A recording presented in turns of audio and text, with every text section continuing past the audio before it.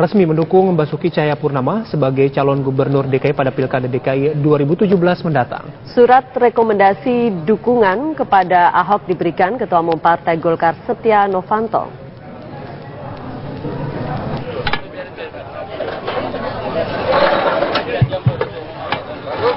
Partai Golkar hari ini resmi mendukung Gubernur Petahana DKI Jakarta, Basuki Cahayapurnama di Pilkada 2017 mendatang.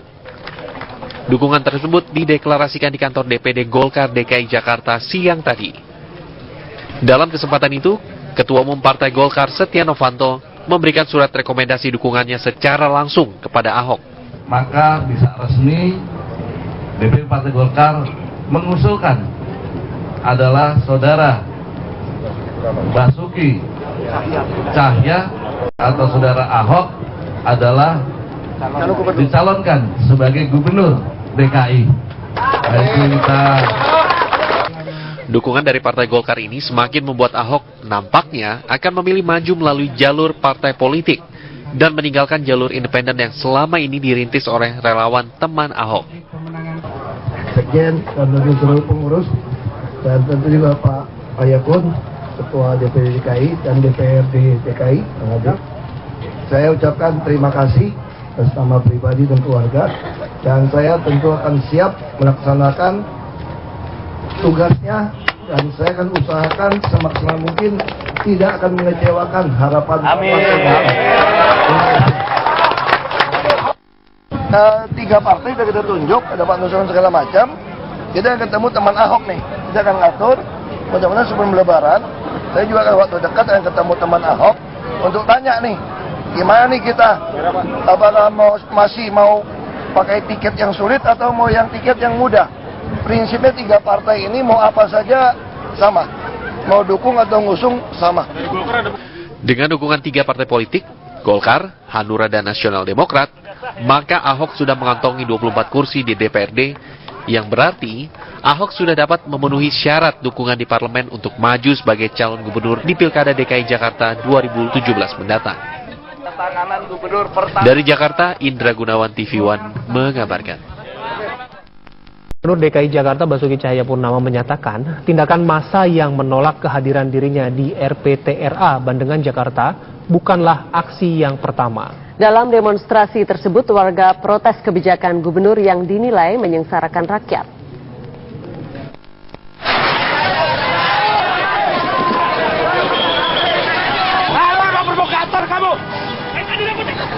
Kedatangan Gubernur DKI Jakarta di RPTRA Bandengan Jakarta Utara pada Kamis sore disambut demonstrasi warga luar Batang dan Penjaringan Jakarta Utara.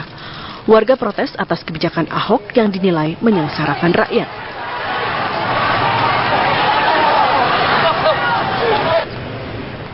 Warga juga berupaya memblokade pintu masuk RPTRA yang akan dikunjungi Ahok.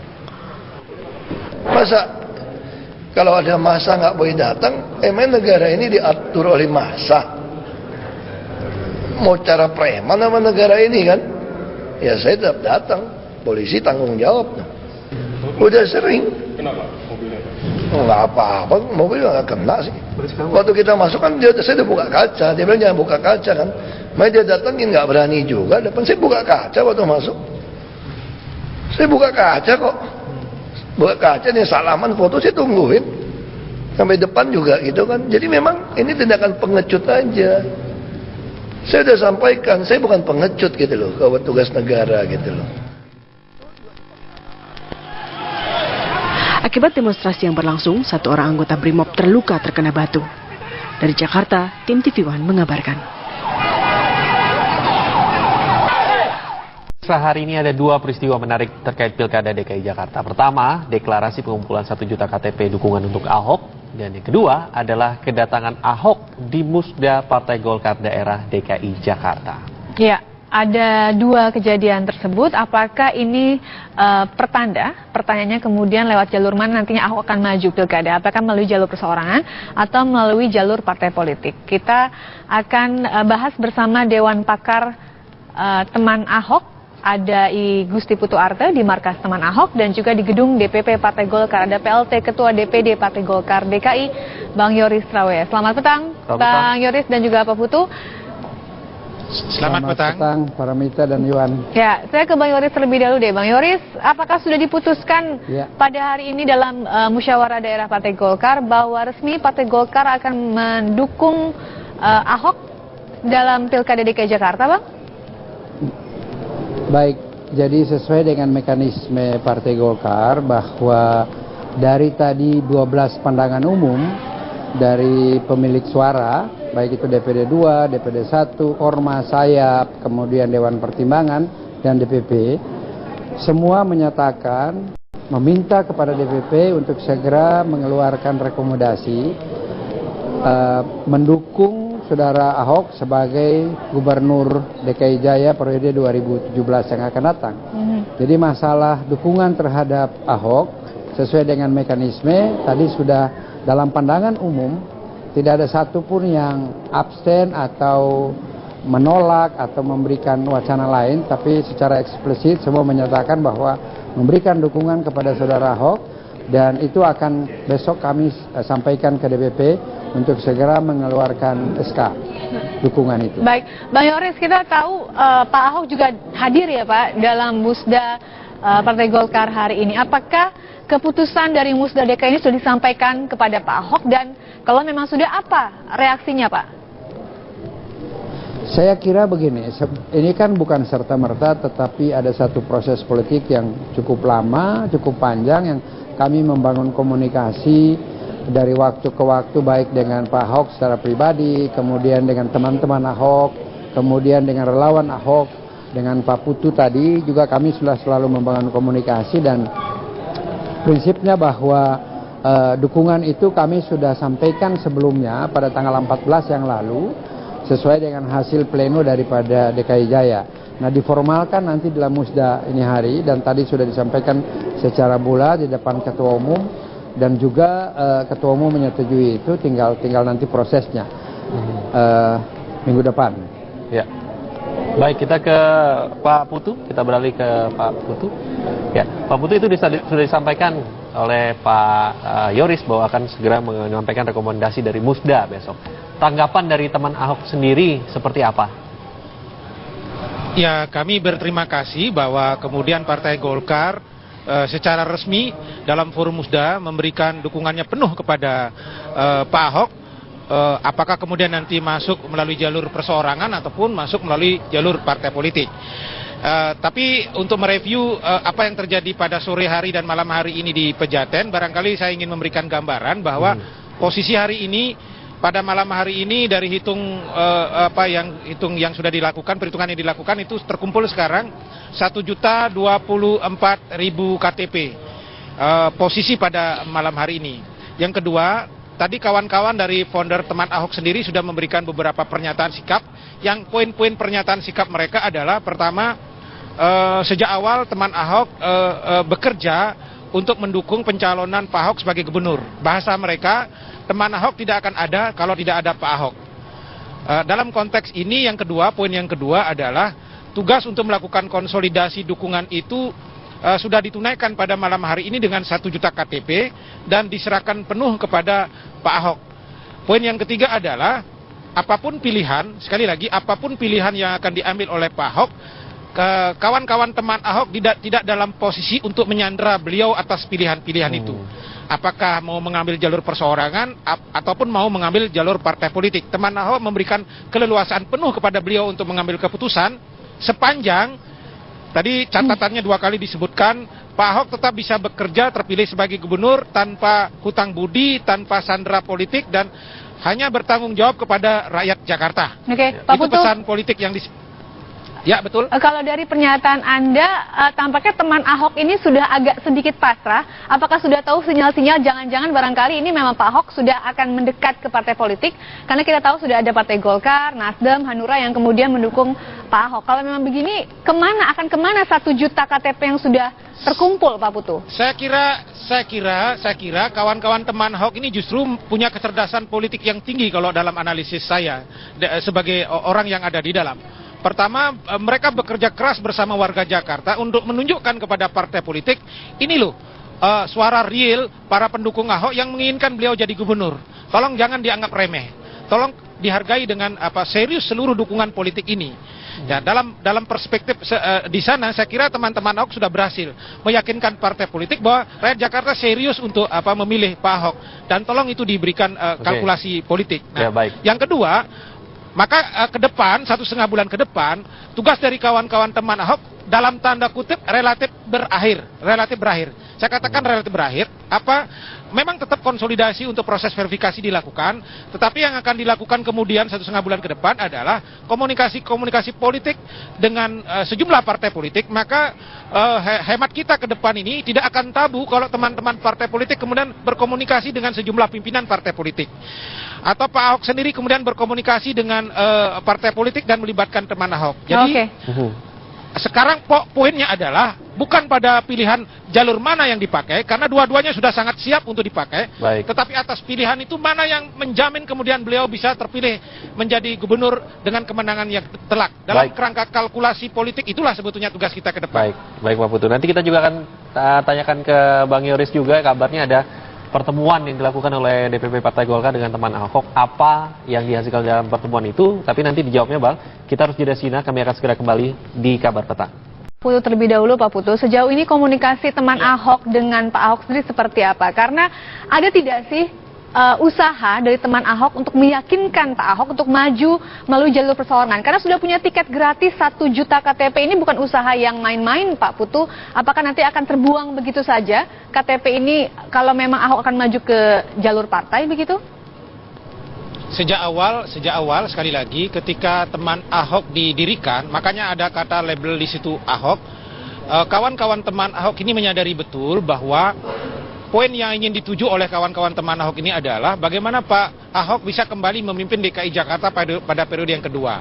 Nah, oleh karena sebelumnya tidak ada tiket untuk bergerak, maka tiket inilah yang kemudian dikumpulkan dengan dukungan 1 juta KTP. Nah, yang menarik juga tadi disampaikan untuk tambahan bahwa teman Ahok di statement terakhirnya mengatakan dengan terang benderang kalau kawan-kawan partai politik tulus ikhlas untuk apakah kemudian mengusung atau mendukung, tolong kemudian ditunjukkan dalam satu pernyataan tertulis sebagaimana yang menjadi persyaratan KPU yang ditandatangani oleh Ketua Umum dan Sekjen Partai. Jauh sebelum syarat calon perseorangan didaftarkan di KPU. Sehingga dari situ kemudian kawan-kawan teman Ahok ingin melihat kesungguhan dari partai politik yang ingin mengusung Ahok. Karena mereka juga tidak ingin ya dalam bahasa orang awam dikadali begitulah. Dijanjikan macam-macam untuk diusung partai, tapi begitu kemudian calon perseorangan tidak didaftarkan nanti malah tidak bisa diusung. Nah, saya kira sekali lagi poinnya terakhir, teman Ahok menyerahkan penuh pada Pak Ahok, tidak dalam posisi untuk memfight accompli Pak Ahok untuk memilih salah satu. Oke, kita ke Bang Yoris. Bang Yoris, nanti itu bisa langsung dikonfirmasi, katanya jangan sampai nanti jangan-jangan Pak Ahok dikadalin. Nah, kita juga mendengar informasi bahwa pihak dari DPP Partai Golkar juga sudah bertemu, melakukan pertemuan dengan teman Ahok. Apa saja sebenarnya poin-poinnya? Dan yang terakhir begitu Pak, kalau misalnya ini semua di tangan Ahok begitu Bang Yoris, kalau misalnya Ahok memutuskan untuk tetap melalui jalur independen, apa kebijakan partai yang akan diteruskan? Terima kasih. Saya pertama ingin memberikan selamat, apresiasi kepada teman-teman Ahok yang telah bekerja keras dan bisa menghasilkan ini hari dideklarasikan 1.024.000 KTP.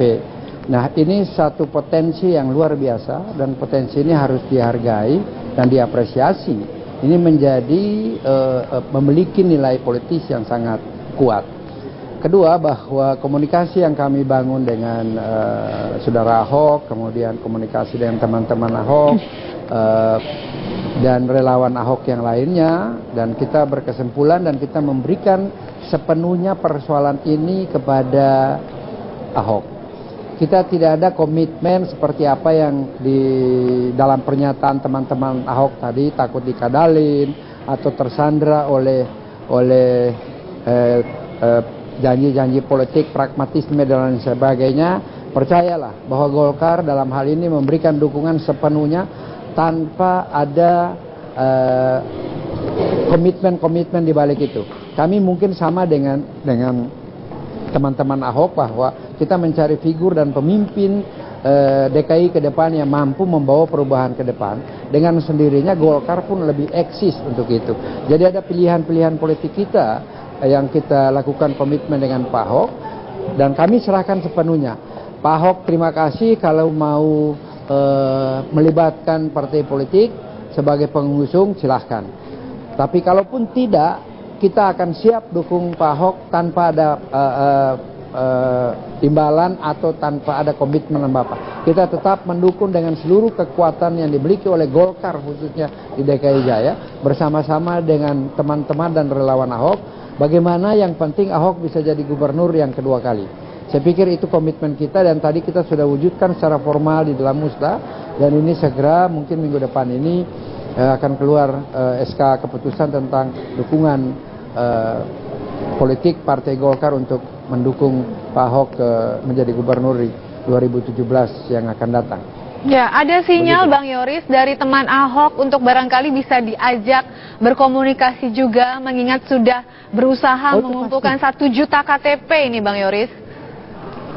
Iya, Pak Mita, jadi begini, kami juga sudah membangun komunikasi, tadi dari sejak awal saya bilang, ini satu potensi yang luar biasa, dan dalam strategi politik kami, ini potensi yang jangan kita membiarkan, karena kita akan ada proses politik pada 2019, kalau kita bisa bersama-sama dengan teman-teman Ahok, ini kan potensi yang luar biasa, dan potensi ini kalau bisa digarap oleh partai politik, dan kami berharap bahwa ini Golkar akan mampu melakukan komunikasi politik dan memberikan kewenangan sepenuhnya kepada mereka. Terserah Pak Ahok dengan teman-teman, kita harus memberikan apresiasi karena sesuai dengan undang-undang calon perorangan itu tidak dilarang. Jadi silakan saja Pak Ahok lihat yang terbaik bagaimana. Tetapi kalau perorangan dan partai politik ini kalau disinergikan menjadi satu kekuatan sesuai dengan tujuan seperti tadi yang dikatakan Pak Putu bahwa tujuan teman-teman Ahok itu kan yang penting Ahok menjadi gubernur yang kedua kali. Kemudian kalaupun ada partai-partai politik yang ingin bersama-sama dengan teman-teman Ahok, yang penting satu, tidak ada komitmen-komitmen transaksional atau menjadi apa segala macam, takut dikadalin dan lain sebagainya. Saya ingin katakan tegaskan bahwa Golkar tidak pernah berpikir itu. Golkar siap dengan segala itu. Baik. Saya tambahkan sedikit. Singkat saja Pak Putu. Singkat saja. Ada yang menarik tadi disampaikan oleh Ahok dan teman Ahok. Pak Ahok sendiri mengatakan, apapun pilihan saya nanti, tolong teman-teman Ahok jangan saya ditinggalkan. Tolong masih tetap bersama-sama. Teman-teman Ahok juga menjawab dalam statementnya, apapun pilihan Pak Ahok, kami masih akan bersama-sama dengan Pak Ahok sampai Pak Ahok jadi gubernur dan dilantik. Itu yang saya kira poin menariknya tadi. Sehingga sekarang komunikasi politik itu yang akan intensif 1 bulan ke depan. Baik. Kami dapat poinnya. Terima kasih Pak Putu. Bang Yoris juga terima kasih. Kita tunggu perkembangan 1 bulan ke depan seperti apa ya. Selamat petang.